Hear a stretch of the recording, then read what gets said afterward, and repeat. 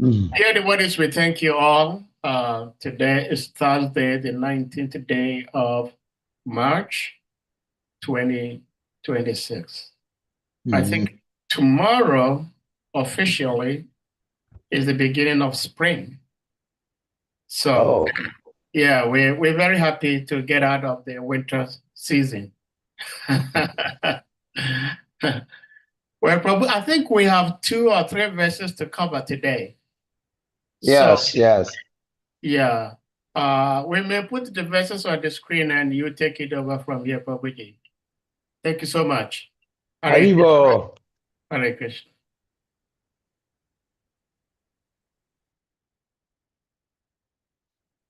Yeah, I think it's Canto 3, Chapter 16, Text 33. So I'll just do the invocation prayers and then we'll dive in. It's, yeah. Om Namo Bhagavate Vasudevaya.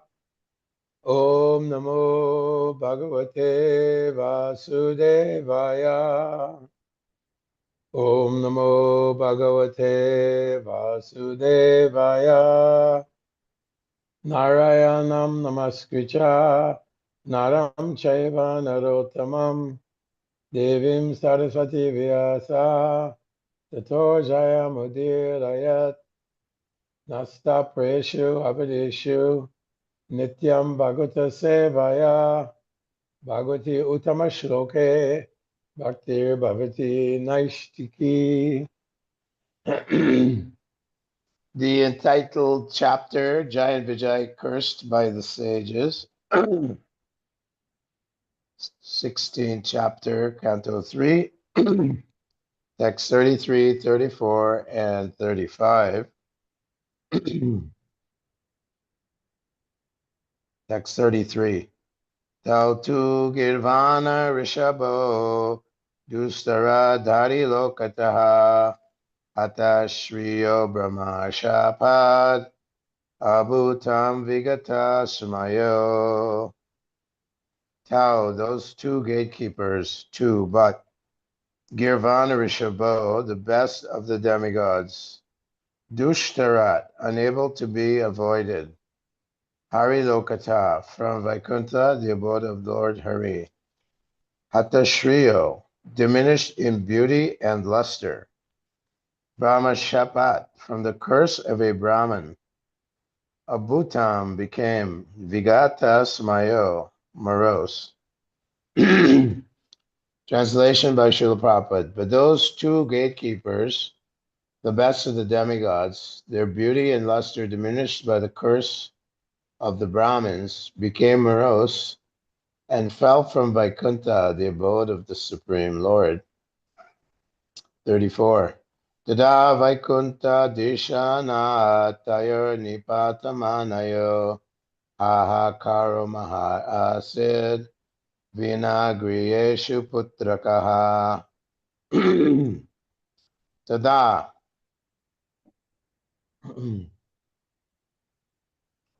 Then Vaikuntha of the Supreme Lord, Dishanat from the abode, Tayoho, as both of them, Nipatama were falling, Haha Karaha, roaring in disappointment. Mahan, great.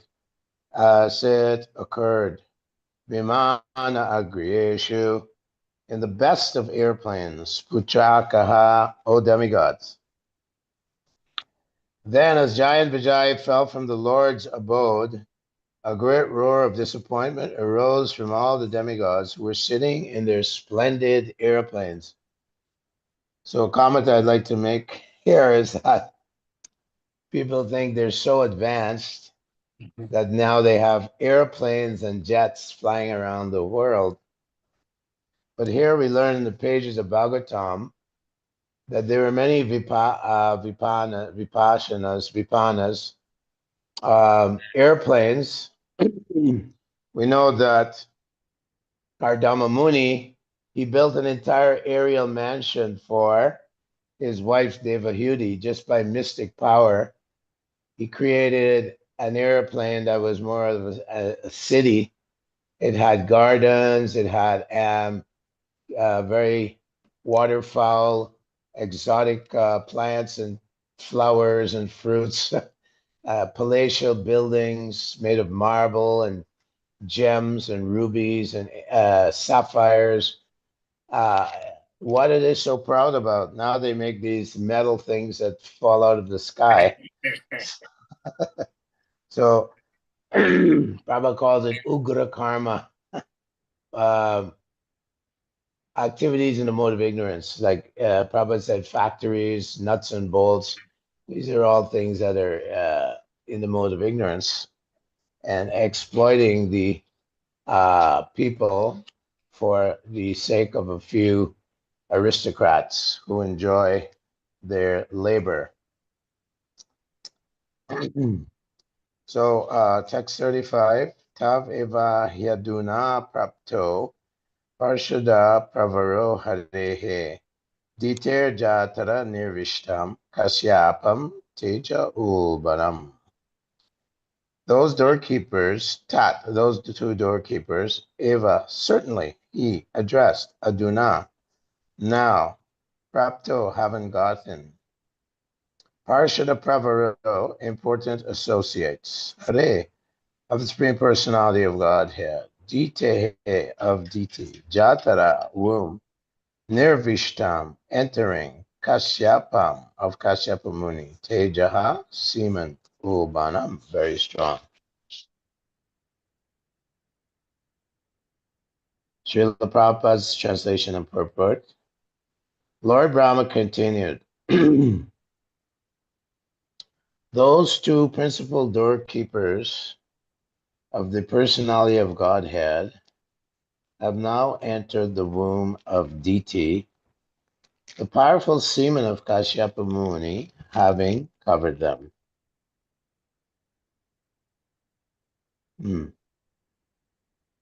Here is a clear proof of how a living entity coming originally from Vaikuntha Loka is encaged in material elements.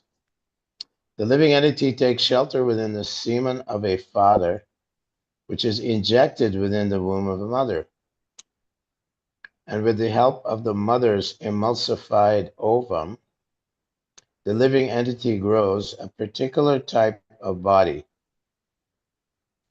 In this connection, it is to be remembered that the mind of Kashyapa Muni was not in order when he conceived the two sons, Hiranyaksha and Hiranyakashipu. Therefore, the semen he discharged was simultaneously extremely powerful and mixed with a quality of anger. It is to be concluded that while conceiving a child, one's mind must be very sober and devotional. For this purpose, the Garbhadan Samskara is recommended in the Vedic scriptures. If the mind of the father is not sober, the semen discharge will not be very good. Thus, the living entity wrapped in the matter produced from the father and mother will be demonic, like Hiranyaksha and Hiranyakashipu. The conditions of conception are to be carefully studied. This is a very great science. Om Jnana Timirandasya Gena Gena Shalakaya Chakshurunmilikam Gena Tasmai Shri Gurube Namaha. Oh, glory to Srila Prabhupada. So the episode of Jai and Vijay being cursed by the four Kumaras who had sauntered to the seventh gate of the Vaikuntha planets. And Jai and Vijay, by the hand of Providence, were influenced by anger. How dare you? You can't just come into Vaikuntha. You have to qualify. So, of course, we know that being angry because their desire to see Lord Vishnu was frustrated, they cursed Jai and Vijay to take birth, and they chose to become demons in 3 incarnations. Now you might come to realize that actually Krishna has a fighting spirit.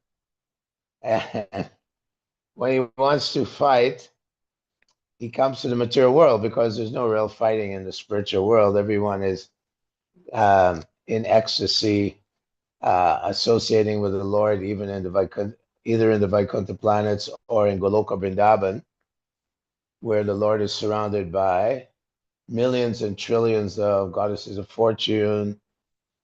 His flute can be heard everywhere. Walking is dancing, talking is singing, and time is conspicuous by its absence. So, ete chamsakala pumsam, Krishna's tu Bhagavan Swayam. Indrari vyakulam lokam mridyanti yuge yuge. The Bhagavatam Sukadev Goswami tells us that the Lord appears again and again, Indrari vyakulam lokam, to protect the demigods and to do battle and diminish the influence of the demoniac class of men. Krishna's too Bhagavan Swayam. He's the independent Lord. So Ajopi San Avyayatma Bhutanam Ishvaropi San. He's unborn and he doesn't expire, but he comes here in the material world in his human-like form. Avajanti Mammudha Manusham Tanam Ashritam Param Bhavam Ajananto. Although Krishna is the supreme Lord of all living beings, he's the Lord of all the universes, and there's the Ramadi Murti Shukala, there's so many incarnations forming just like waves in an ocean throughout his universe, the material world. And he's engaging in all kinds of activities to protect his devotees and to diminish and kill the demons, right? So this may have been an arrangement of providence because it says not a blade of grass moves without the sanction of the Lord. So in a sense, indirectly, these demons are taking birth. They're actually devotees of the Lord.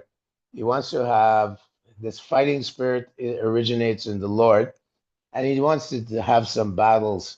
So the Lord kills Ravana during a great battle, and the lesson is that Ravana, although he's born in a Brahmin family, he got corrupted. So the theme here is that one should be very careful when conceiving children. And the background of it is that Diti was overwhelmed by lust and she approached Kashyapa Muni. She was very extremely beautiful, the daughter of Daksha, and her sisters, they all married to this great Muni. But it was the wrong time to conceive a child. Kashyapa Muni was in meditation. Prabhupada mentions that actually he was in Brahman realization, Brahman meditation. And therefore, he was not very strong compared to a great devotee of the Lord. And so she was able to seduce him, and he became very frustrated that he had injected inside of her womb with his semen, with seed, at the wrong time, bad circumstances, and so on. So, Varna Shankara, the result of unscientific impregnation of one's wife causes unwanted population in the world. Varna Shankara, unwanted population, those who are influenced by the lower modes of nature, passion and ignorance. And therefore, they cause trouble and disturbance within the world. Duskritina, mischievous persons. And so the one theme throughout the Srimad Bhagavatam is this situation where a demoniac class of men sometimes have great power, like Maharaj Vena. He was the grandson of a death personified, the father of Sunita and the wife of Marsh Angira. And Vena was such a demoniac fellow, although he was a descendant of Dhruva Maharaj, that ultimately the Brahmins had to kill him by Brahma Tejas, simply by their words, by sound vibration, they killed him. So devotees of the Lord, their mentality is prepared by Garbhadan Samskara. They actually perform yagya, Sankirtan yagya, Kirtan yagya. They chant the holy names of the Lord 50 rounds. They get the blessings of Guru. They get the blessings of the Vaishnavas, that they can attract a saintly person into the mother's womb, into the family. Shine punye marchalokom vishanti prapti punakritam loke usitva sarvikil vishai suchinam shimatam gehe yoga bhashta pujayate. So Krishna tells Arjuna in the Bhagavad-Gita that unsuccessful yogi, it's not wasted. He performs great austerities and so on. And he takes birth in a family of pious personalities in the mode of goodness, or into a wealthy family, and continues on in his bhakti yoga. There is no loss or diminution on this path. So if devotees practice Krishna consciousness properly, if we're chanting the holy names properly, glorifying the Lord properly, we're purifying our consciousness, and therefore we're producing children who are of a saintly nature. Therefore, it is very, very great responsibility for us to remain very Krishna conscious, and that Krishna says, Dharma viruddha bhuteshu kamosmi bhartarshava. I am sex life, which is not contrary to religious principles. That Krishna himself, God himself, is saying that sex is I am, that sex life, which is used to produce God-conscious children, done in the mode of goodness, proper time and place, proper circumstance, without any kind of motive, materialistic motive, desire to enjoy, and so on. So that's the mood. So whatever we do, we have to yat karoshi adashnasi. Whatever we do, we want to do it in the service of God. Whether it's sex life, or like it's described that Hanuman, he used anger in the service of the Lord to fight against the Rakshasas. Arjuna, he also used anger in the service of the Lord. So we can have Krishna conscious children also in the service of the Lord. This is very interesting. Vaishnavira Kriya Mudra Vigdehayana Vajhaya means that one cannot recognize a devotee of the Lord very easily. He may have many children, like Bhaktivinoda Thakur. He had so many, 11, 12 children. His son was a great, great Acharya, great, great Mahabhagavat. Certainly Maharaj Prataparuja, he was a king with many, many wives. He had many wives. He was a king. And Lord Chaitanya Mahaprabhu knew that he was a pure devotee of the Lord. Jnana Vijnana Triptatma Kutasto Vijitendriya. Samaloschasma Kanchana. A devotee of the Lord is full of devotion to Krishna, and he sees a stone and gold or a pebble as all the same, all related to Krishna. Samaloschasma Kanchana. He sees gold, stone, or dirt, all equal because they're all part of Krishna's energy. So Maharaj Prataparuja, he saw his kingdom as the property of the Lord. Krishna is the proprietor, Krishna is the master, Krishna is the friend, Krishna is the maintainer. Given by Rupa Goswami, we have to see the Lord in this way. So Maharaj Prataparuja, he wanted to meet Lord Chaitanya. And Chaitanya Mahaprabhu said, no, no, no, he's a king. Just the word king soils his reputation as a, it's like putting a spot of ink on a big white sheet. No, no, Niskinchanasya Bhagavat, Vajanon Mukasya, Param Param Jigamashur Bhavasagarasya. Sandarshanam Vishayanam Atayoshitam Cha. Said, I don't even want to see such a person who associates with beautiful wives, beautiful women, material opulence, gold, and so on.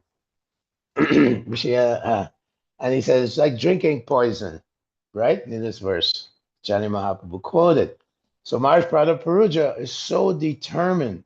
You can imagine he owns elephants and gold and palaces, so much wealth and power. And he said, I'm going to give it all up and become a Kapalika yogi and have a skull and go walking through village to village and beg. I'll become a Kapalika yoga if I can't meet Lord Chaitanya Mahaprabhu. So this is the mood of a devotee. He has no desire. Janiyatu ashu vairagyam. Gyanam chaya the hoitukam. He has no material motive, subtle or gross.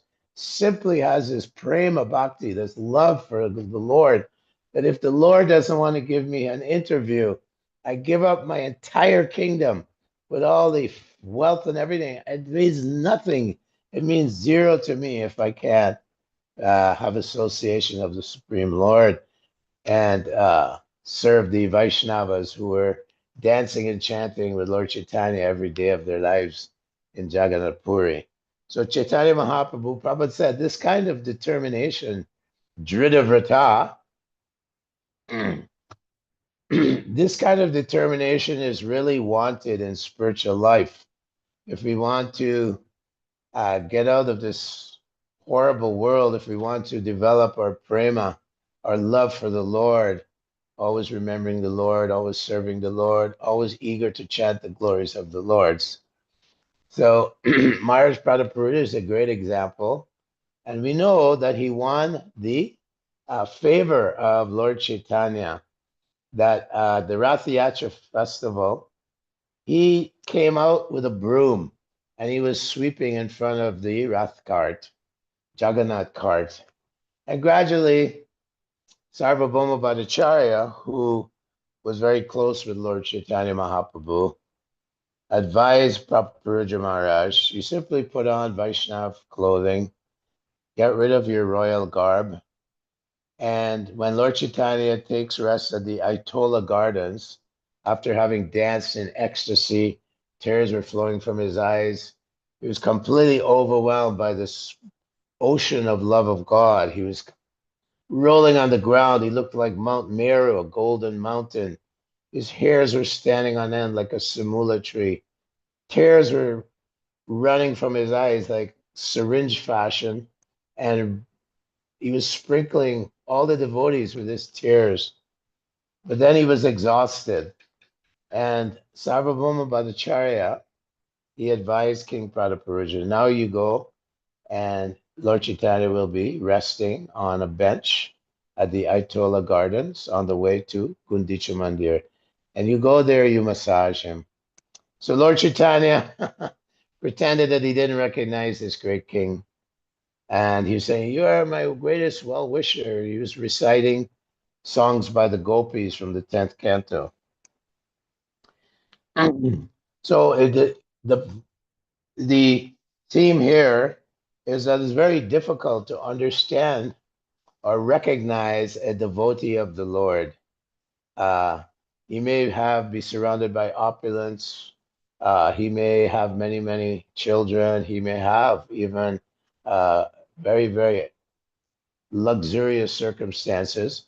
But if he sees everything in relationship to Krishna, then within his heart, he's completely renounced, totally renounced from any desire to enjoy.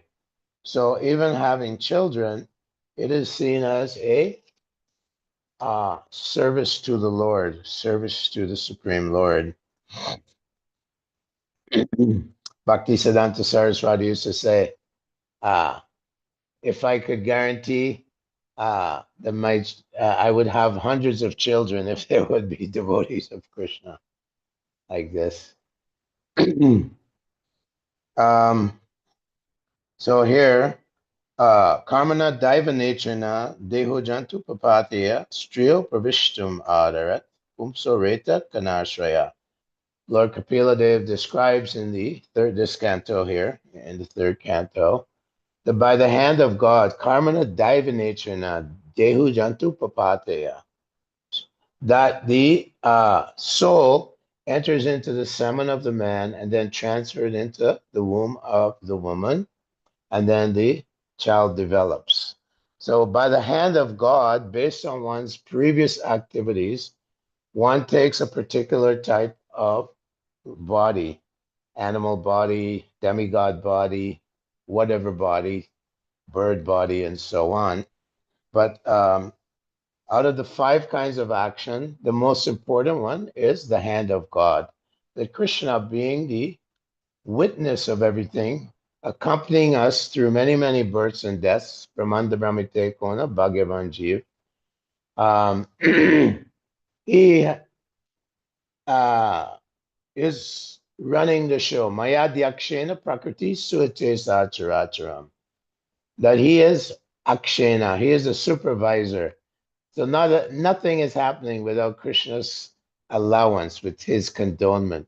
So it's described by Kapila Dev to his mother that the living entity who is simply pursuing material enjoyment in this world, at the time of his death, all his relatives are surrounding him, and he sees the Yamadutas coming, and he becomes very fearful, and he tries to speak, but he can't speak. And then they take his subtle body along with his soul, and they drag him down the road going down to Yamaloka. So this is also Krishna saying, Urdvam gachanti shatvaste, madhyatistanti rajasa, jaganya gunavritisto, ado gachanti tamasa.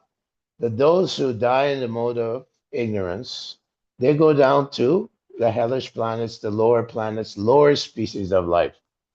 Therefore, Krishna in the Bhagavad-Gita also describes a demoniac mentality, demoniac class of men. Ishvaraham aham bogi. Satyam apratishtam te jagadahura nishram. They say that nothing is eternal. Asatyam, there's no truth in life. Apratishtam, there's no creator to this universe.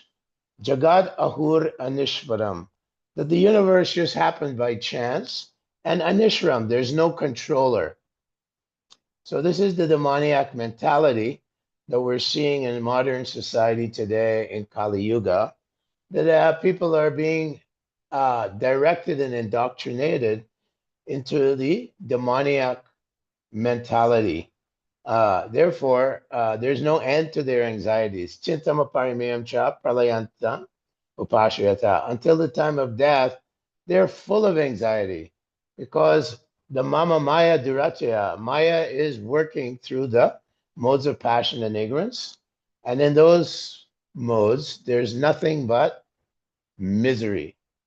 The Avaduta is describing to Prahlad Maharaj, Shoka Moha Bhaya Krodha, that the symptom, the cause, Yanmula Shunyayam Spriham Pranataya Buddha, the one's intense desire is causing him material desire, intense material desire, Loba Pravitim Aramba, Karmana Ashama Spriha, that in the mode of passion, one has intense desire to accumulate money, to enjoy his senses. Loba, greed, pravitim. He works like a donkey day and night, trying to accumulate more material possessions, somehow trying to become satisfied. This is the problem in our modern society today. Everyone is taking birth, influenced by the modes of passion and ignorance. Dvandva mohena bharata. Samoham samabhu. They're bewildered by the illusory energy of the Lord, the external energy of the Lord, Durga Devi. So therefore, the Avaduta tells Prahlad Maharaj meets this Avaduta in the forest, and he says, Shoka Moha Bhaya Krodha, Raga Klebya Shramadaya, Yanmula Shnurnayam Jayat, Spriham Pranartaya Buddha. Shoka means lamentation or hankering and lamentation. Shoka Moha, illusion. Bhaya, fear. Krodha, anger.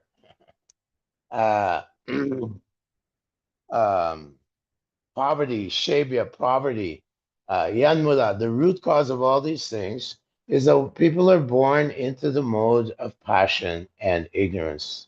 The mode of passion is characterized by intense desire to somehow enjoy this material world.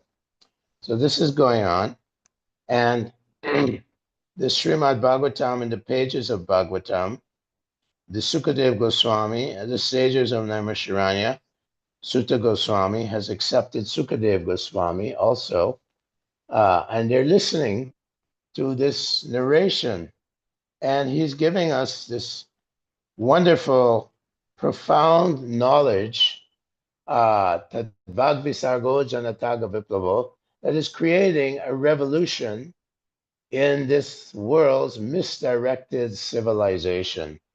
So Srila Prabhupada, he has come to raise us into the mode of goodness and transcendental goodness, whereby we can uplift human society out of this deep, horrible ocean. Kalir dosha nide rajan, asir eko mahadgunan, kirtanad eva krishnasya, mukta sangha param vajat.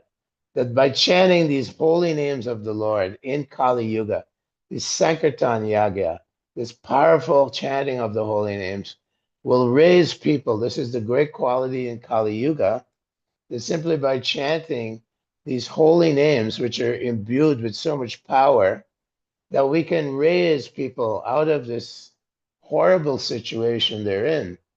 They have no idea what their future is. They don't know what is going to happen to them in a few flickering moments of time. In a few cosmic seconds, they're going to take birth in the lower species of life. Mudho jonisu jayate. They take birth in the animal species of life. Tata pralina stamasa. Mudho jonisu jayate. At the time of death, they, in the mode of ignorance, one takes birth amongst the animal species of life. Very, very unfortunate. And Lord Krishna also says, Aneka chitta vibranta moha jala samavritaha, that they're completely confused, just like fish caught up in a net. Moha jala samavritaha, like fish caught in a net. Prashanta kama bhukishu, they simply want to enjoy their senses. Patanti narakesucho, and therefore they're gliding down to the hellish planets. And there, I remember when Prabhupada had the fifth canto published, and it came out, and it was a description of the hellish planets and the movement of the sun and the structure of the universe, the fifth canto. Srila Prabhupada was looking at the various pictures depicting the punishment given by the Yamadutas. And he had this smile on his face. He was quite amused by the paintings. You know, one who abuses a Vaishnava, he goes to a planet called Suchimuka, where the Yamadutas squeeze all the juice out of his body. And Andetta Mishra, one who is having illicit sex, which is very, very sinful, then he has to embrace a hot iron form of a woman or man, depending on what he did. And one who eats the flesh of a cow, he takes birth in Maharorava. And this planet, he's punished by the Rurus, very envious creatures, more described, they're more envious than the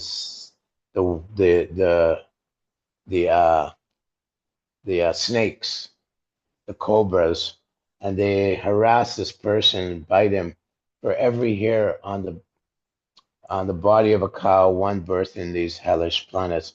So these are punishment and reward systems. So the living entity, unfortunately, he gets these punishments for his juvenile, his mischievous, sinful activities.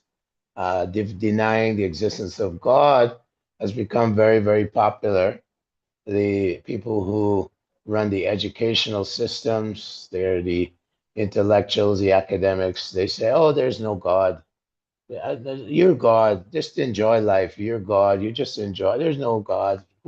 Show me God. Like Papa's writing. Show me God. Show me God. I'm God. You know, Ishvaraham Abham Aham Bogi, Siddhaham Balavan Sukhi. I am the supreme controller. I am very powerful. I am perfect and I'm happy. Who is better than me? So we see that Hiranyakashipu and Hiranyaksha, they were very fond of, Prabhupada said, very fond of fighting, of conflict. And we see that also in today's world. People are very fond of imposing violence on others, releasing punishment and suffering on others. Part of dukkha dukhi, part of sukha dukhi. They're happy to see others suffering because of their demoniac mentality. So Hiranyakashipu, he stopped the performance of sacrifices. He stopped he destroyed the ashrams of the great sages. Complete demoniac mentality. He even tried to kill his son in so many ways: fire, poison, snakes, sharp weapons, elephants, bulls, so many ways. I want to kill devotees. So, demoniac persons, they're very envious of the Vaishnavas. We see that the Vaishnava, although he's trying his best to deliver the souls, to serve the Lord and help the fallen souls, that they also encounter so much opposition, so much antagonism. Therefore, Bhaktisiddhanta Saraswati Thakur said, it's a very thankless task to spread the mission of Lord Chaitanya is a thankless task. You have to undergo so many trials and tribulations. Titikshava Kurunika, you have to be very tolerant, and Shama, very forgiving. So these are qualities that develop in a devotee's heart because Krishna himself is purifying his heart. Krishna is the epitome of all good qualities. And Krishna cares so much for his devotees. Therefore, he says, one who says he's my devotee is not my devotee, but one who's a devotee of my devotee. Gopi Bhartu Padala Kamalayor, Dasa Dasa Anudas. I am a servant of the servants of one who is serving the lotus feet of the Lord. Chaitanya Mahaprabhu came, and he came as a devotee. And he was extremely humble. Even when Prakashananda Saraswati was blaspheming him in Benares. Oh, I know that sannyasi. He is sentimental. He's making a show. Very soon he'll be exposed. He was actually blaspheming. He was criticizing the Supreme Personality of Godhead. And yet Lord Chaitanya was thinking he was telling his devotees, Chandrasekhar and Tapa Mishra, who lived in Varanasi, he's saying, I came here with these wonderful mercy of the holy name. I came to sell my wares, the chanting of the holy name. But here in Varanasi, no one wants to buy it. What is the price?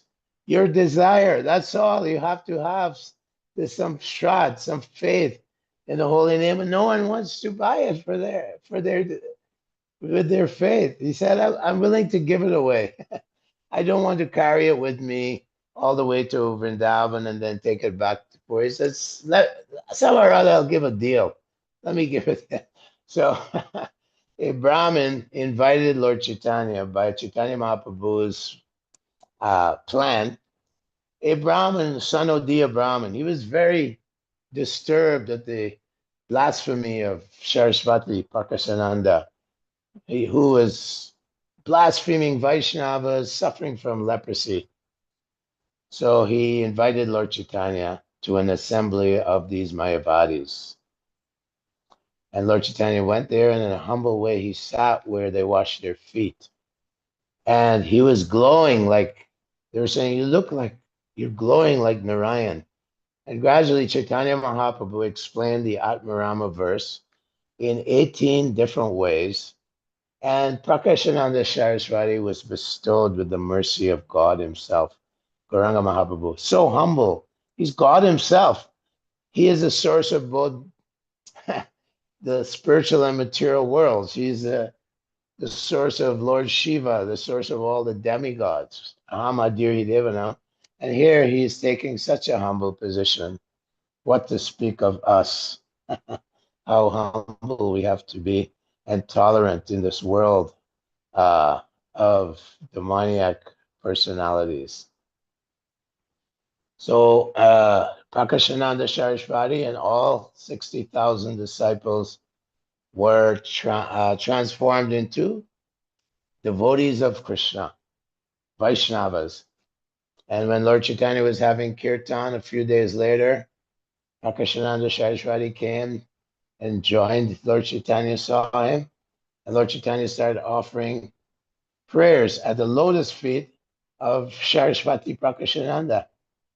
And Prakashananda Saraswati was so embarrassed because he realized this is the Supreme Personality of Godhead. So in Kali Yuga, the Lord is especially merciful because we are so fallen. We are extremely patita pavana hetu tava avatar. Mosamo patita prabhu na paibe ar. He's so merciful, so forgiving. He's just taking all the most fallen persons, Jagai and Madai, and he's lifting us up to the platform of Brahmabhuta, to the transcendental platform where we can always remember the Lord. So, why do we do Garbhanan Samskar? Why do we chant 50 rounds to conceive a child? Why do we chant 24 hours a day? Srila Prabhupada says this is the yagya of the age. In other ages, they would perform great Ashwamedha yagas and cow sacrifices and give new life to the horses and cows and so on. In the age of Kali, it is simply this Kritayad Dari Kirtanan. Kali Yad Dari Kirtanam. In Kali Yuga, the benefit you get from performing great sacrifices in Tretayam, Yajana, Makai, using opulent situations, fire sacrifices, requiring so much gold and everything, and Dwaparam Paricharyayam, doing very opulent deity worship in Dwapara Yuga, simply Kirtanadiva Krishnasya, simply by chanting these names of the Lord. Hare Krishna, Krishna Krishna, Hare Hare. Hare Rama, Rama Rama, Hare Hare. Simply by this chanting, we become so purified that even the demigods want to enter into the wombs of the Vaishnavis, into the families, to get this taste, this mercy of Krishna consciousness. So this is the golden age where personalities in this age can become very purified and fulfill the purpose of human life, which is how to love Krishna. All the Goswamis have given us wonderful literatures. Rupa Goswami, Sanatan Goswami, they've all come with Lord Chaitanya Mahaprabhu. They're great personalities, they're Nitya Siddhas, and they're giving us everything. Nana Shastra Vichara Naikanipano Sadharma Samstaparo. Lokanam, for the benefit of the entire world.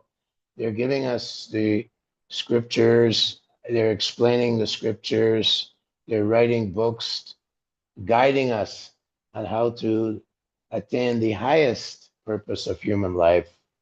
Prema Pomarta Mahan, how to love Krishna, how to love the Supreme Lord. So even those who are born in demonic families, like Bali Maharaj, he was born in a demonic family. His grandfather was Prahlad, but Prahlad preached to him at a very early childhood. He preached to Bali. So Bali understood that Vishnu is the supreme absolute truth. So even we're born in very dark situations, we can also get the mercy of the Lord. If we meet and get the mercy of a great devotee like Srila Prabhupada, through his Vani, we can become purified. Through his instructions, we can associate with him. Naishamati Stavadurukramingrim Srishatananarpatinojarta. Mahiya Sampada Rajobhishekam. If we take Abhishek from the dust of Srila Prabhupada's lotus feet and his predecessor acharyas, we can bathe in this mercy of pure bhakti yoga, bhakti rasamrita sindhu, become purified, and by our examples, we can attract millions and millions of souls into the arms of Lord Chaitanya Mahaprabhu.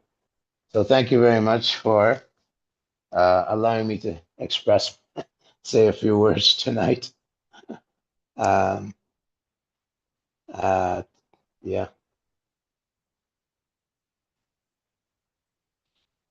I take a few comments or questions. Hare Krishna. Thank you so much, Prabhuji.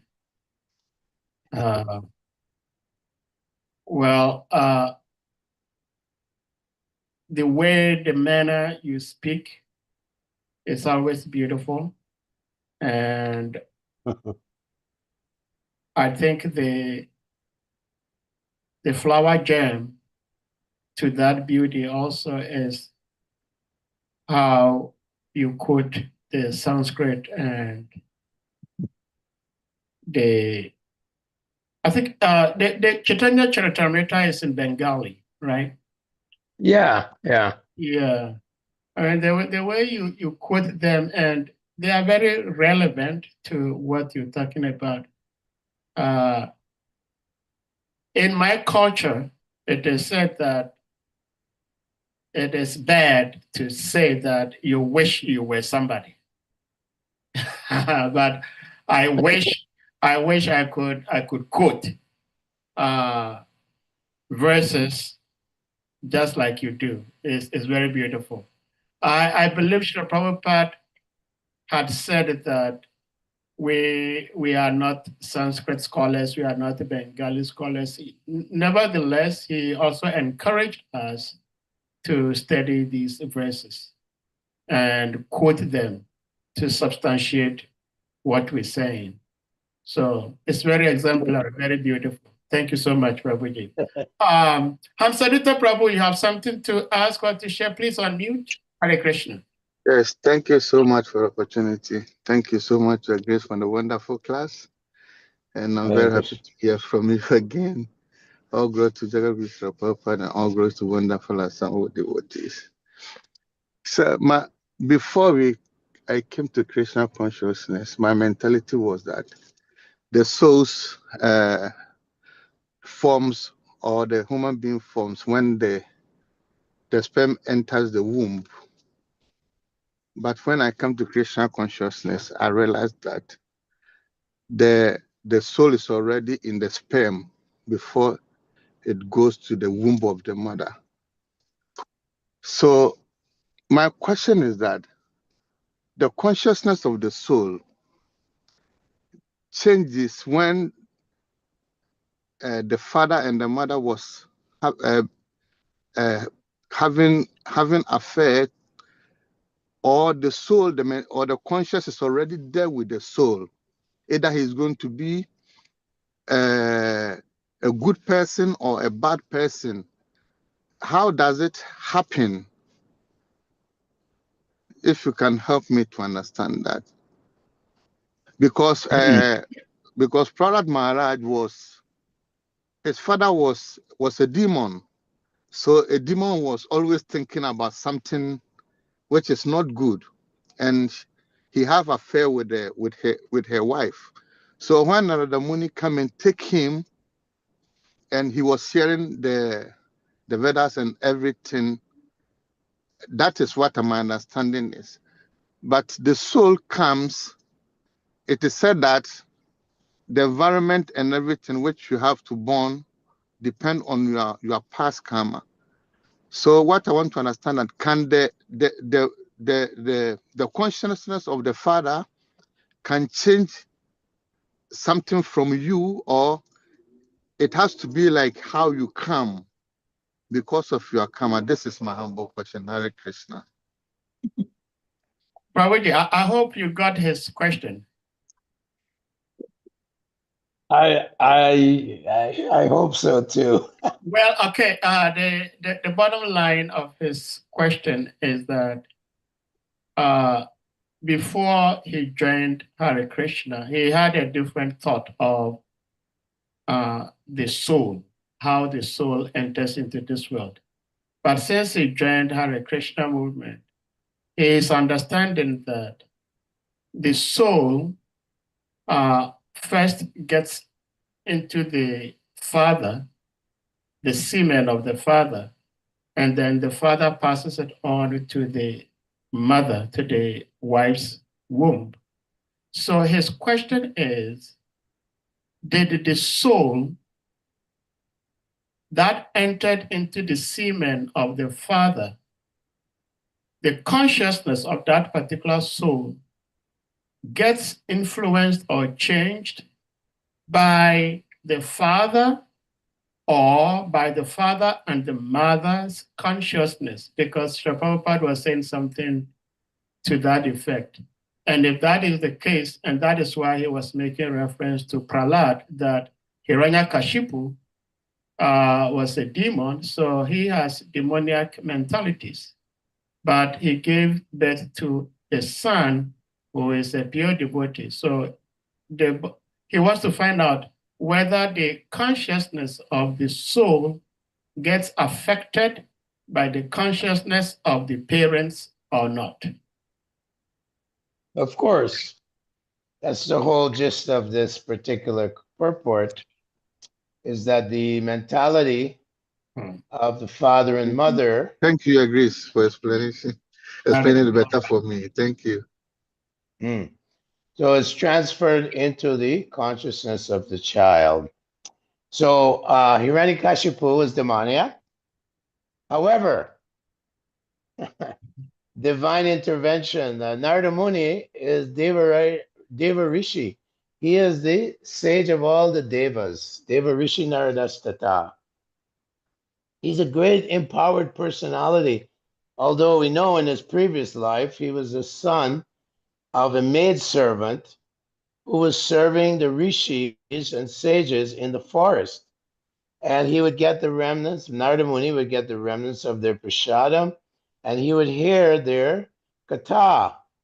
So the message is, regardless of how contaminated you are, if you receive the mercy, even a moment's association of a great devotee of the Lord, there's a famous verse like that, Lava Matra, Sadhu Sangha Sava Siddhi Hoy, you can become perfect. So Narada Muni intervened, divine intervention, by the grace of the Lord's plan, to teach us, first of all, that even the most demoniac offspring can become great, great devotees of the Lord by the power of the empowered servants of the Lord. So there's a verse also in the second canto, Kiratu Hunanja Pulinda Pukash, Ambir Shambhaya Banaka Shadaya, that even those persons who tribal people and so on, Attila the Hun, different types of people who are very low-born, Yene Chata Papa Tadapashraya Shraya, Sudyanti Tasmai, if they meet a great personality, a great, great devotee of the Lord, they can become also pure devotees of the Lord. Narada Muni and Parvat Muni, they met Mrigari the hunter in the forest, and he was half killing animals.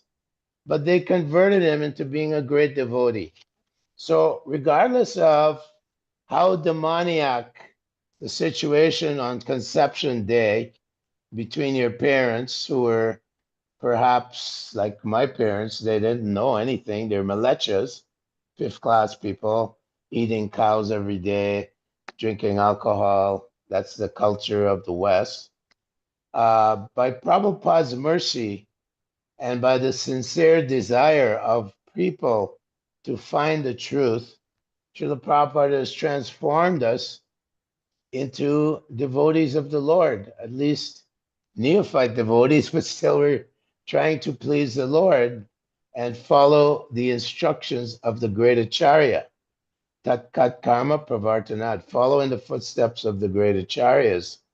So yes, the mentality of your mother or your father may have been in the mode of ignorance, but the Lord is so merciful that if the sincere soul is searching for the truth sincerely, then Guru Krishna Prasade Pai Bhakti Lata Beach, Krishna will bring you to the proper Guru.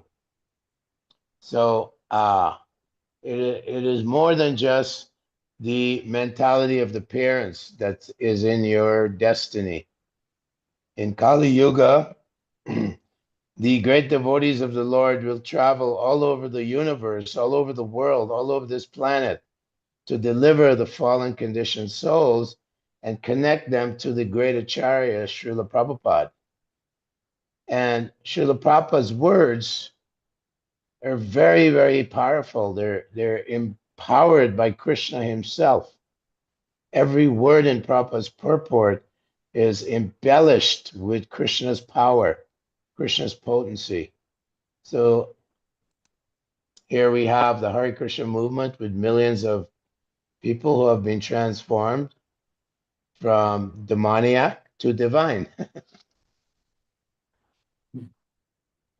Yes, thank you. Thank you so much for the wonderful, wonderful answer. This says how so fortunate we are to be in the Krishna consciousness. Thank you so much. Hare Krishna. Hare Krishna. Yes, Haridas Thakur asked Lord Chaitanya, who is the most unfortunate person? And Lord Chaitanya said, one who has come to Krishna consciousness and then gives it up is the most unfortunate of all different types of people. That you get this great gift, this great treasure. Very rare to get this treasure of love of God in the disciplic succession coming from the Supreme Lord who walked on this planet 540 years ago. And then you suddenly, due to a poor mentality, weak mind, weak faith, oh, I give it up. I can't do this. There's so many faults. There's so many problems. So much this. So no. The path is very challenging. That's for sure.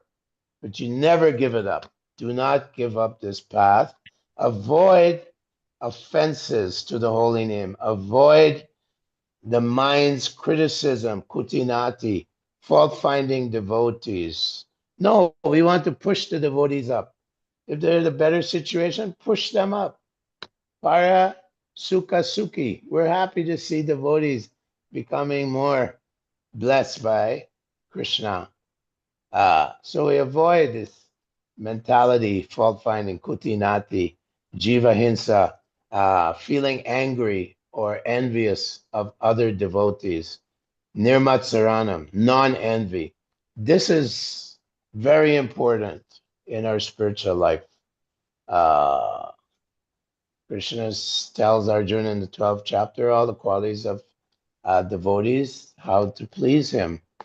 And one of them is amanitvam. Amanitvam means to respect everyone, like amanina manadena, amanitvam, have full respect for all living beings and never expect any respect for yourself.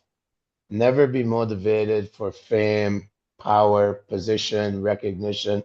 Look at me. Look at what don't you know who I am? Don't you know who I am? You know, I've been in the movement for 30 years. Who are you? Ahankara vimudatma. So we have to be controlling and purifying our hearts and minds so that we stay in the process and go back home, back to Godhead, that we, at the time of death, remember the name of Krishna. Hare Krishna. Prabhupada showed us how to leave the world also. At the time of leaving, he said, Hare Krishna.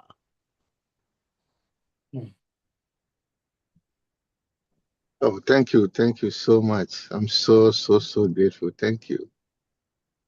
Hare Krishna. Well, thank you. Prabhuji, I have one question, which is more or less like the devil's advocate. Srila Prabhupada in the last sentence of the beautiful purport was encouraging us to study the science of conception, like how a soul comes into this earth planet. Mm-hmm. And I had read and also heard from Srila Prabhupada a couple of times that when the living entity is to enter into this world, the living entity comes into this world through the rain. And from the rain, the soul enters. That at this point, I'm not sure how, but the living entity enters into grains. I'm not sure whether as it is falling from the sky, it gets into the grains, or it gets into the earth, and then from the earth it gets into the grain. But the bottom line is it gets into the grain, and when the grain is consumed, then the living entity, as we read in here, is covered by the semen of the man, and the man passes it on to the woman. That's the process. Okay, so if this is the process, and supposedly the only process, then my question is, that's why I said this is the devil's advocate question. My question and bewilderment is, does that mean that those who are fruitarians, because there are some few people in this world, they only eat fruits and vegetables. Then how do these people get in contact with the soul to pass it on to the mother? This is my devil advocate's question. Okay. Hare Krishna. I think now the defense lawyer will, like, if I'm the defense lawyer, I'm in trouble. I'm in trouble here because, yeah, you're right. It does say grain. The grain transferred into the semen. Oh my gosh. Yes, you know, sometimes in Prabhupada's teachings, the purports, there's like a conflict. Like he'll say one thing, then say something else. Yes. Like that happens. Yeah, it does. So, well, in fact, when you were speaking, I'm sorry, cutting you short, when you were speaking, and actually when you were reading, when you read that part and you were speaking, I was thinking to myself, well, Srila Prabhupada is encouraging us all to study this science. So I think it's a homework for all of us. But you may go ahead if you have something to say in regards to the question. I think you stumped me here. I accept defeat. Somehow or other, the soul will transform into the fruit. and the vegetables somehow, and gradually enter, because I suppose that's a general description. What if a person, I know people are also, they're carnivorous, they don't eat vegetables. Yeah. They're on this strange diet of just meat. Yes. And it's very healthy. They say it's very healthy and so on. So again, they impregnate their wives or whatever. Of course. So the ultimate answer would be adistanam tata kartam karnam chapritak vidam vidam japritak cheshtam daivam chaivatra panchamam. 5 factors of action given in the 18th chapter of Bhagavad-Gita. Adishtanam, time and place. Kartam, the action itself. Karanam, the instruments of action would be the senses and the mind, the subtle sense. Chapritag vidam, vidam chapritag cheshtam, then the time, and then cheshtam means, number 4 is the endeavor of the living being. And then the 5th one is daivam, God himself, the hand of God. So you may have so much karma, great karma, but if God decides, no, sorry, I'm going to intervene here. I'm going to either give you some big test, or I'm going to bless you, or I'm going, in other words, everything has to be endorsed or condoned by the 5th element. The 5th element being Daivam, God himself. He makes the final decision. Therefore, although Jai and Vijay were cursed by the Kumaras, and Lord Vishnu or Narayan had to honor their curse, he made it so that actually Hiranyakashipu gets to fight with Lord Nrsingadev. You know, he gets touched by God. God is all over him. God is garland is intestine. So it's not an ordinary demon birth. Definitely, you could take birth of a demon and never get touched by God. But here we see that ultimately the 5th element, deciding factor, kind of can change everything. It can change all the rules. Krishna is above the rules. He can change the conventional way of things that are going to happen. He can change your destiny. You know, we have destiny based on our previous activities, but then Krishna can come in and go, okay, Bilvamangal Thakur, you had a prostitute.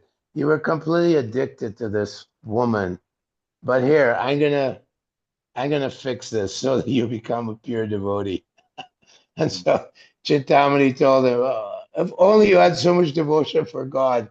And of course, Bilvamangal Thakur got the message and went to Vrindavan, and is a great, great devotee of the Lord. When Lord Chaitanya found the manuscript of Karnamrita, Krishna Karnamrita, a book describing Krishna's pastimes by Bilvamangal Thakur, of all the books he could have taken, he took this book by Bilvamangal Thakur. God himself wanted to absorb in this book, Krishna Karnamrita, and of course the Brahma Samhita.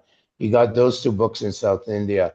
So my point is, God's final plan for you is the overriding element of all your karma and action, place, time, circumstance, endeavor, your senses, the action. It doesn't matter.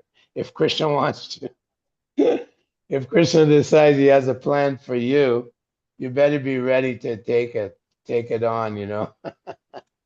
That's the point there. So in general, of course, the grains, the semen goes in the grain, the soul goes in the grain, then the man eats the grain, and so on. That's the conventional way, or the standard. That's the standard. But fruitarians, I mean, then Krishna has to make a different arrangement. In fact, Prabhu, as you were, thank you so much. As you were answering, I was thinking, I said, well, there have been not many cases, but there have been few cases where there have been virgin conceptions.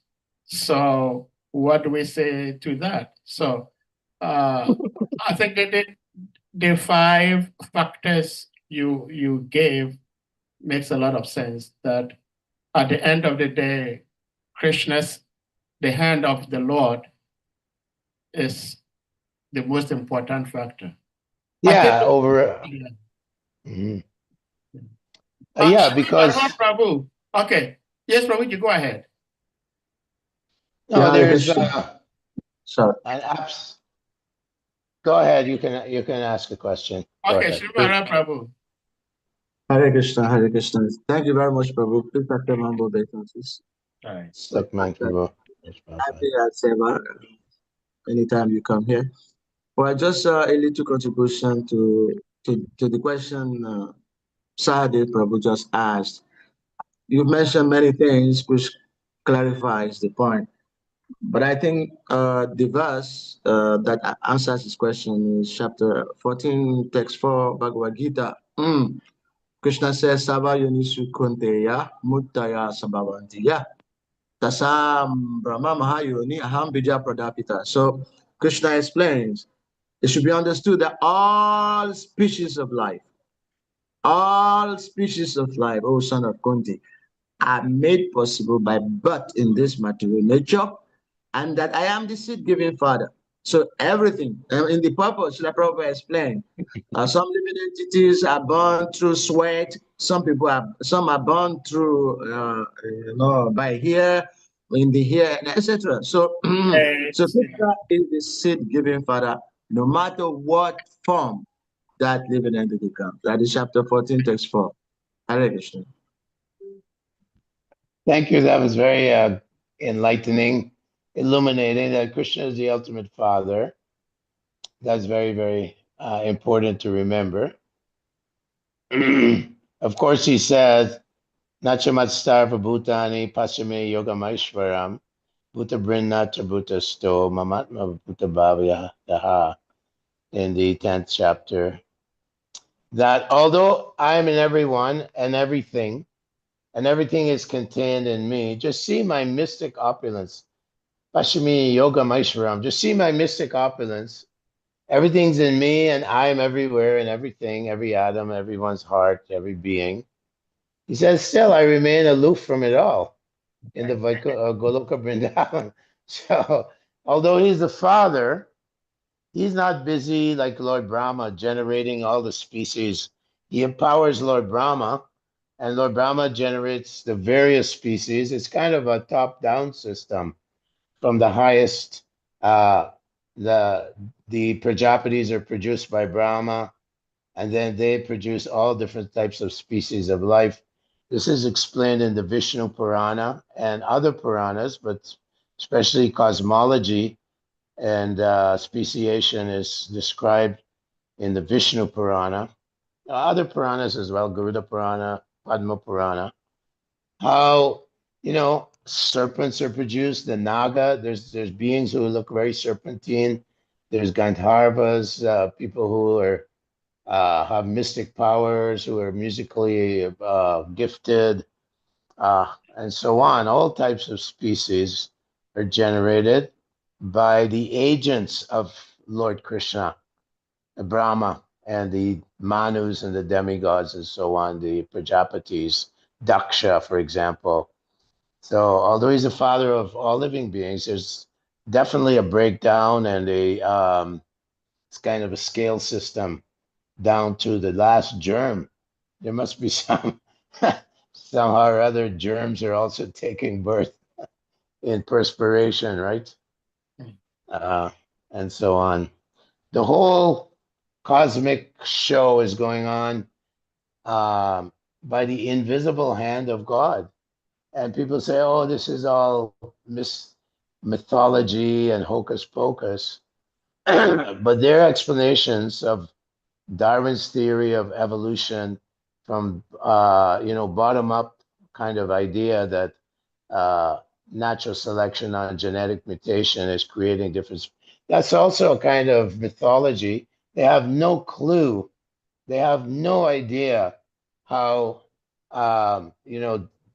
nature, which is a machine that's created by God, can produce different species. They say natural selection, but nature has no intentionality. It's a machine. Someone has to run the machine. So they may, criticize that we're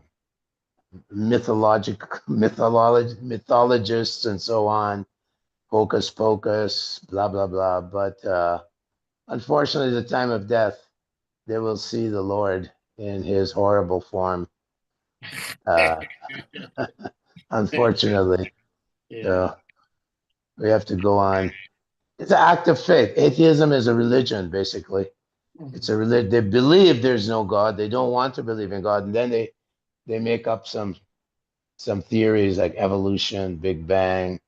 Even the impersonalist Bhakti Siddhanta said that the Mayavad philosophy is extremely demoniac because they're taking away God's ears, God's eyes, God's limbs. They're just cutting everything off and saying that,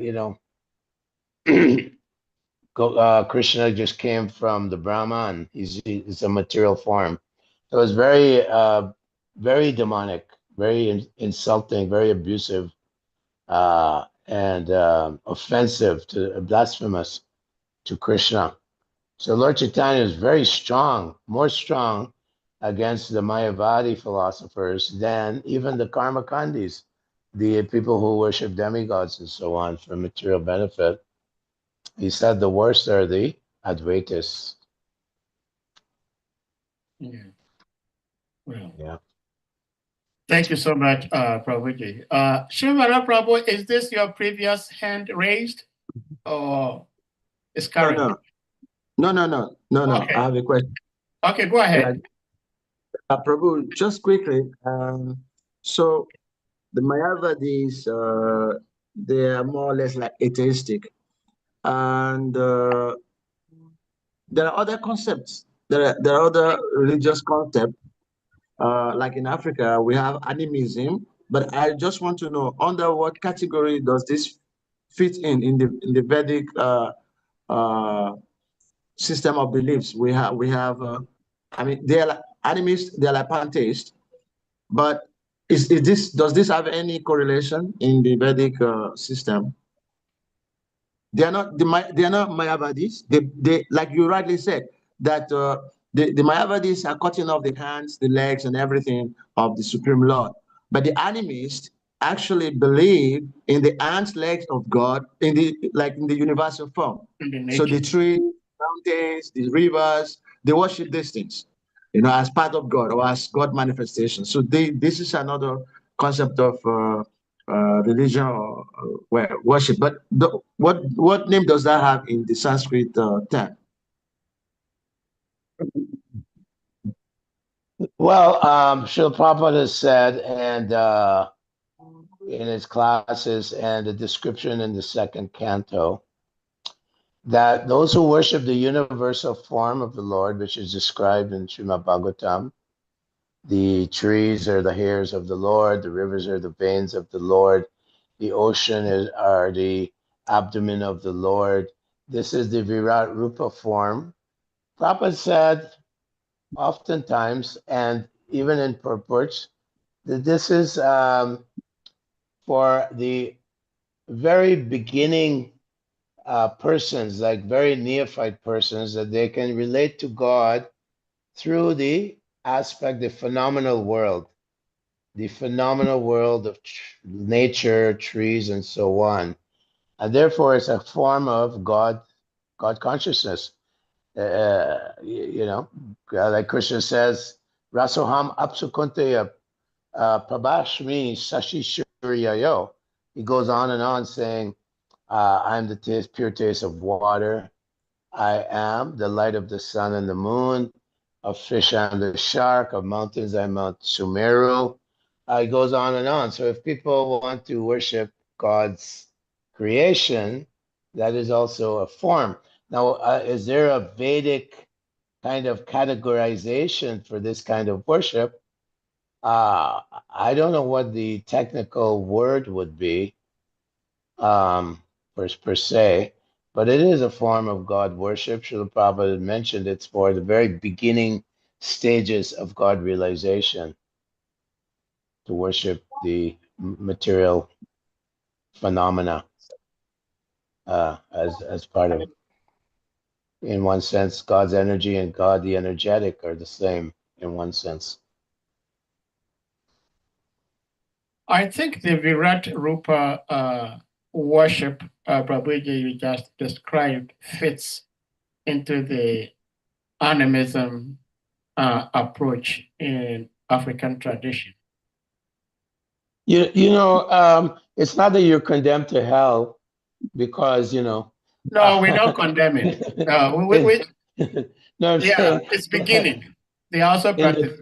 Yes. Yeah, in the 12th chapter of Bhagavad Gita, Krishna tells Arjuna, look, if you can't, you know, if you can't do this, surrender, if you can't surrender to me and engage in bhakti yoga, if you can't do bhakti yoga, then he says, then you work for me. Okay, if you can't work for me, then you should cultivate knowledge about me. So that would be the Virat Rup. Like, I know that God's energy is like this and this. But then he says, he gives another concession. If you can't even cultivate knowledge of me, at least you should renounce the fruits of your action. In other words, giving charity to me and so on. Renounce the fruits of your action. Don't be attached to the fruits that your action gives. So Krishna obviously gives all kinds of concessions to different classes of people. And this is something that is very much highlighted in the Vedic culture. It's not that, oh, geez, you accept the great, you know, Bhagavad Gita or you go to hell, you know. Yeah. A kind of, you know, Krishna is very merciful. And Lord Chaitanya, yeah. So we have to understand and be very, very compassionate. I know people that join our movement, they come to the temple, but they can't give up non-veg. They eat fish, for example. But they chant Hare Krishna. And Lord Chaitanya met a fisherman. You know, the fisherman caught Lord Chaitanya in the ocean and pulled him in. And the fisherman got the touch to God himself. So the idea is compassion, you know, feel oneself very fallen. I'm the most fallen. How can I help this person? How can I help them make some advancement? Okay, you worship the trees, you worship animals, you know, it's a manifestation of God. These are tribal kind of religions. They're also in northern Canada. I was meeting with the Eskimo people, and they believe in the animal spirit. They believe in the wolf spirit. They believe in the raven spirit, and they believe that they call it the great father. He's in all living beings, and even when they catch a seal, they offer it to the great force, the great father, and then they eat it because there's no vegetables in the Arctic Circle, but because of their in touch with nature, by living with nature, they have some understanding from super soul that you know, all living beings are his eternal parts. So it's a form of God consciousness for sure. Yeah. Thank you so much, Prabhuji. Of course, as always. Anyone with something else to ask or to share? Prabhuji, are you speaking from India? I'm what? Are you speaking from India? Yeah, from Mayapur, yeah. From Mayapur, okay. I asked because of the time. It's getting a little late. Hamsarita Prabhu, yes, please, you may unmute. Yes, Your Grace, thank you once again. I don't have a question again, but I want to clarify something. Okay. Yesterday, the question I asked was wrong. I had opportunity to speak with His Grace Hari Chakra, and he was corrected me and give me more enlightenment of the question. So I just want to clarify that, because what I asked about the Moses breaking the 10 Commandments and he was punished for that, it was not that. It was something else when he break the rock. So I asked them rock questions. That is what I wanted to correct and say thank you to him for the explanation. Hare Krishna. Hare Krishna. Hare Chakra Prabhu, please you may unmute.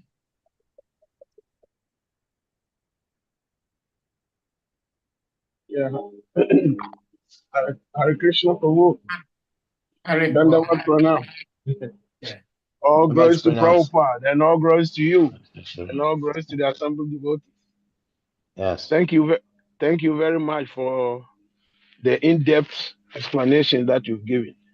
Yeah, even though my question seemed to have been answered because of the answer you gave to Sade Prabhu, but I'm also thinking that I also heard that sometimes during the inauspicious hours, Lord Shiva will be moving with his disciples, and then if you happen to have what do we call it, an affair, a couple happen to have an affair during that period, then Lord Shiva can toss you one of the souls. So well, yes, that's described in the 3rd canto. Yeah, so that's why I was also thinking that was it also the reason why Kashyapa Muni was telling Diti that this is inauspicious time and Lord Shiva will be coming around. Mm-hmm. So okay, so it means some souls are given in a different special way, not necessarily having to go through the grains and the sperm and all that. Yeah. Okay. I see what you mean. Prabhuji, you get what he's saying? Yeah, he's saying that just like you rightly referenced in Canto 3, we read that how Kashyapa Muni was asked by his wife Diti to meet with her, and Kashyapa Muni was saying, this is inauspicious time, but she didn't listen. So Harichakra Prabhu is saying that during such inauspicious times, Lord Shiva and his followers are moving around, traveling around, and they're looking for an opportunity to have a body. So if one makes himself available, then Lord Shiva may toss one of his followers to assume a body through that conjugal relationship. And so he is saying that it seems like it is not always the case that the soul will have to come through the rain into the grain and then be passed on. There are other instances where the souls may be passed on. That is what he's saying. I wanted to see your response to what he's thinking. Well, for sure, we want to have conception of a child at the most auspicious times astrologically, right?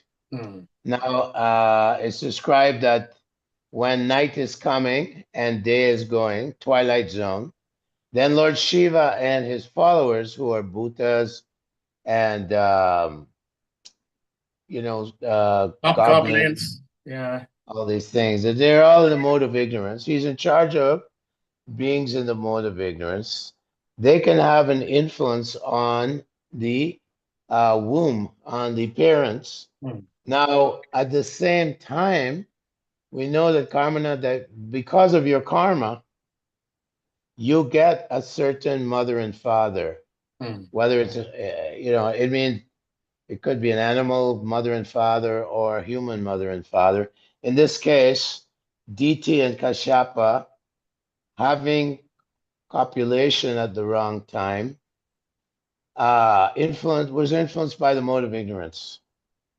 And by that mode of ignorance influence, Jai and Vijay entered Diti's womb. So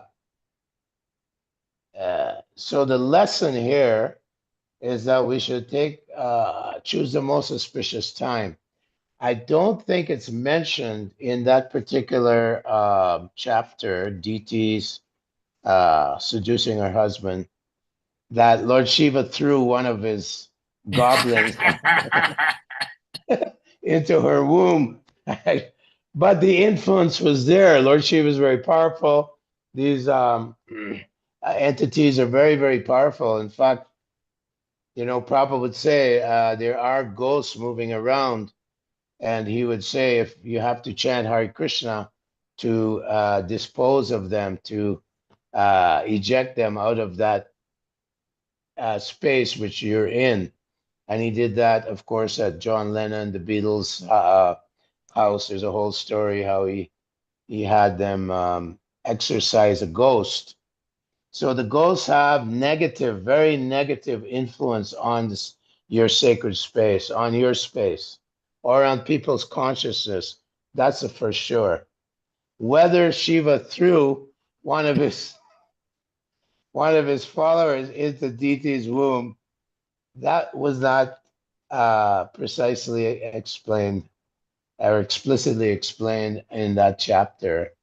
Just that the influence, and she kept them in the womb for 100 celestial years because she knew, oh my God, I've behaved like a prostitute and violated the rules and regulations for conception and so many things. So that is the lesson that we have to take from this. The lesson is be careful and do it very carefully and scientifically when you're conceiving a child. That is the lesson here. Prabhupada said it should be carefully studied, and it's a very great science. That science is unknown to the world today, but we are learning the science, and we can produce very, very saintly children if we do it right and be God conscious, Krishna conscious at the time of conception. It's very important. And the right time. What is the right time? Astrologers could tell us, well, it's very auspicious in this time of the day. Of course, Mangal, what's it called? Brahma Muhurta hour is very auspicious because the ether is much cleaner before everyone wakes up and goes to work. Fruitive actors. So we know that the Brahma Muhurta time is very, very conducive for spiritual activities. Therefore, we rise at 4 o'clock. Yeah. I'm laughing so hard because Brahma Muhurta is the auspicious time to possibly have the best of the souls. And Brahma Muhurta, everybody's busy and paying obeisances in the temple room. So how do we invite these souls? But the other question I have is this. No, I don't think it's a question. I think it's already answered. Yeah, I think it's already answered. Govinda Prabhu has something to ask or to say. Govinda Prabhu. And please, this may be the last question because Prabhuji will have to take rest to attend Mangarati. We're talking about Brahma Muhurta. Govinda Prabhu, please, you be on mute and go ahead. Hare Krishna. Thank you, Prabhu. Prabhu, my respectful obeisances to you. And obeisances to the devotees. And thank you very much for this juicy presentation. Wonderful. Govinda Das, thank you very much, Haribo. You're welcome, Prabhu. He's our modern day Garuda. He's our modern day Garuda. Garuda. Yes. Very good. Yes. put it. Yes, Prabhu. My question is, it's about the subtle body. We all know that we have the physical body, we have subtle body, and then there is the soul. And the soul dwells within the subtle body. And so we have the experience when the body is asleep. Then the soul, the subtle body carries the soul in a dreaming state. And so in a dreaming state, there are many activities that we perform. So, so this brings the understanding that the soul is always active, whether we are alive or dead. Unless you draw the line there between a dead person and a person who is alive in terms of the activeness of the soul within the subtle body. Otherwise, we can say that the subtle body is always active because the soul is there. So my question is that where does the subtle body dwells after he has left the physical body? Because if the soul has to come through the rain for it to take birth, does it mean that that soul and the subtle within the subtle body has been captured or has been conditioned within an ether or a space, or where? What happened to the subtle body when we leave the physical body? And is the subtle body still active? Yeah. So yeah. These are very technical descriptions. Now, Prabhupada mentions in a few places, now I'd have to research. In one purport, he says the soul is being suspended in the 5 pranas, which travel through the heart. So these pranas are suspending the soul within the heart. And of course, we know the super soul is also in the heart. Now, where is the subtle body? The subtle body, the mind, is generated. There's pictures, there's sound in our mind, but it's internal and it's connected to the hard drive of the brain, the neurons firing. So we know that it's something like a computer. You have the hardware, then you have the software, which is very subtle. So this idea, the ideas we have, this vision we have within our mind, and the sound we have within our mind, these are what they call epiphenomena, or very abstract kind of expressions coming from the brain's activities, but they're subtle. And then everything's contained within the ether. The subtle body is contained within the ether. But the ahankar, the false ego, is also very subtle. So that's Indriyani Paranya, Hur Indriyani Paramanaha, Manasastu Para Buddhi, Yo Buddhi, like that verse. So as far as technically, I personally wouldn't know how to tell you exactly. You know, we know that just like in a movie theater, the camera projects an idea onto a screen. It's not really a house there. When you write code, for example, the house is red. It's an idea that's conveyed. It's somewhere in the ether, but the house isn't really there. So it's an abstract. So these subtle energies are real, and they're configured into an idea which conveys something. That's what they call coding systems in computer jargon, right? So the soul itself is carried by these airs, which it's covered by these the mana and the buddhi and the ahankara is covered, and it's carried, of course, by either by the Vishnu Dutas take you to Vaikuntha, or by the hand of God or his agents. The Yamadutas are agents of God, depending on your karma. But we know that Yam Yam Vapi Smaran Bhava, and wherever your mind is at the time of death, because your heart's desires are there, then the agents of Krishna carries your subtle body, which contains your soul. Your soul never dies, right? But it's the subtle body is with the soul. The gross body, that's done. That's finished. Bhumir apa nalo vayu. Fire, air, water, and so on. Fire, air, water, earth, and so on. But the subtle body carries you. It's described in the Gita, just like the air carries aromas as it travels through different places, it carries aromas. So the soul in its conceptions has different conceptions as it goes through life. So these are analogies.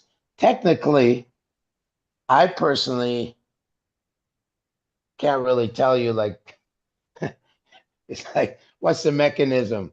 What's the mechanism that's the soul animates the subtle body? Now some agents come and you get a demigod body, or you get,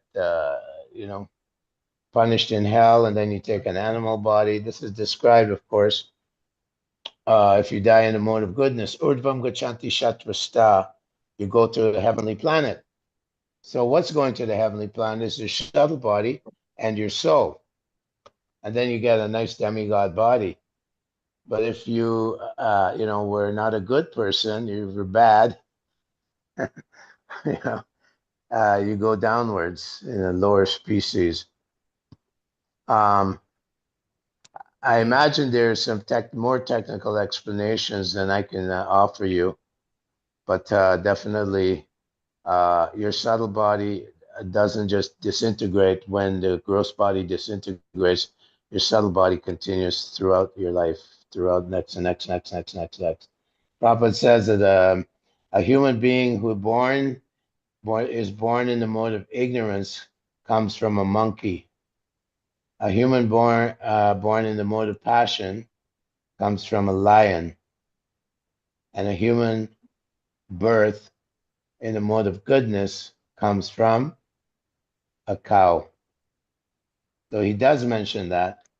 But there must be so many subtle and mystical arrangements. Mystical is all I could, accredit that too. Thank you so much, Prabhuji. Yeah, thank you, Prabhu. Yeah. Thank you very much. Thank you. Hare Krishna. Hare Krishna. Well, Prabhuji, we can't thank you enough for always giving us your association, giving us your precious time. And in case you should be late for Mangarati, we're going to pray to Shri Guru and Krishna that they understand what we made you go through. So dear devotees, we're going to humbly request you all to kindly unmute yourselves, and we all with one love, one heart, chant Hare Krishna Mahamantra to express our deepest appreciation and gratitude to our beloved uncle and great uncle, His Grace Kripanidhi Prabhu, for sharing his love with us all. Jai. Hare Krishna, Hare Krishna, Hare Krishna, Krishna, Krishna, Hare Hare Hare, Hare, Hare Rama, Hare Rama, Rama Rama, Hare Hare.